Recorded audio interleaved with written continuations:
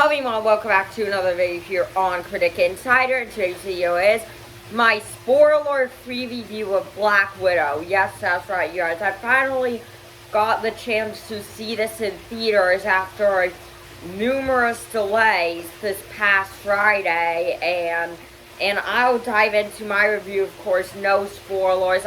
I should have a spoiler-filled review, though, up within the next couple of days. So yeah, so let's just get right into the video. First off, let's talk about the good, the things I liked about this movie. Now, first off, it was a more simple, more grounded MCU film, which I like personally. They dove deep into the characters. This probably has one of the best action of any MCU film I have seen personally. The final battle was very cool to watch. Had a very cool opening credit scene. That opening credit scene, it was very well done. And you know what I'm talking about if you have seen the movie. And also the new characters were great. Like Yelena, I'm excited to see her take on in the MCU. Also, Red Guardian was great as well. Overall, this was just a great story, some great action to it, and yeah, also, this wasn't like Wonder Woman 1984, where there were just a few action scenes, but most of it felt kind of slow. The build-up was kind of tame. No, this gave me Captain America, the Winter Soldier vibes, which is probably one of my favorite MCU movies, so that's a good thing. I personally thought this was a perfectly fine send-off for Natasha, but I mean, obviously it would work better if it was set like a few years ago at the latest. I mean, you'll say we even should have gotten this movie 10 years ago, which would have been reasonable, honestly, but this still does feel like a phase 1 or 2 MCU film.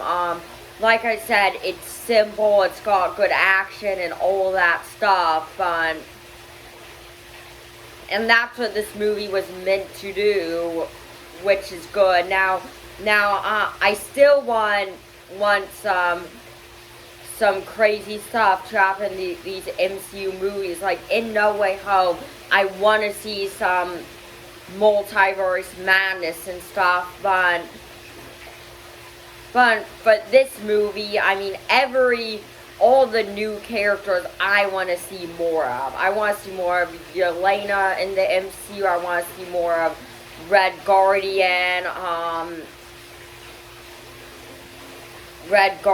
and overall, this was a send-off for Natasha, but at the same time, it also set up for more ideas for future projects in the MCU.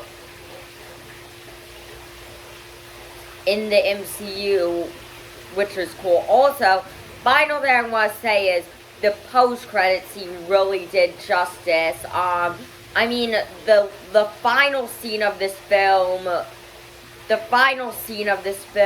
was great. I'll talk more about that in my spoiler review. However, the post-credit scene, that was very well done. It's set up for a future MCU project, but I don't want to get into spoilers or nothing. So yeah, so let's dive into the things I disliked about this movie. So yeah, so anyway, first thing I have to point out is Taskmaster wasn't fully well done. He had his moments and all, but the reveal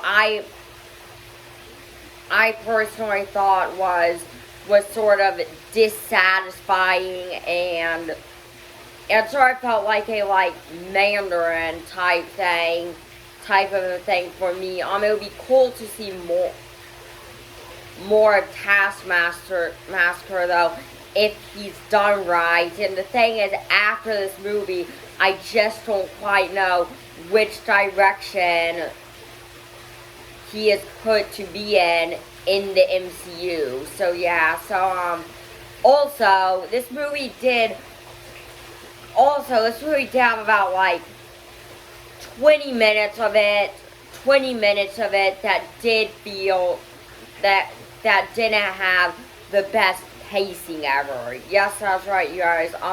There were several minutes. There was a scene right before the final battle scene that felt slow. It was unneeded. I mean, I zoned off some for that scene, but they didn't do it like Wonder Woman 1984, where they put it mostly as a drama. I mean, they relied on the action. They relied on the superhero stuff, which was good, but still, there were some moments in this film that kind of felt like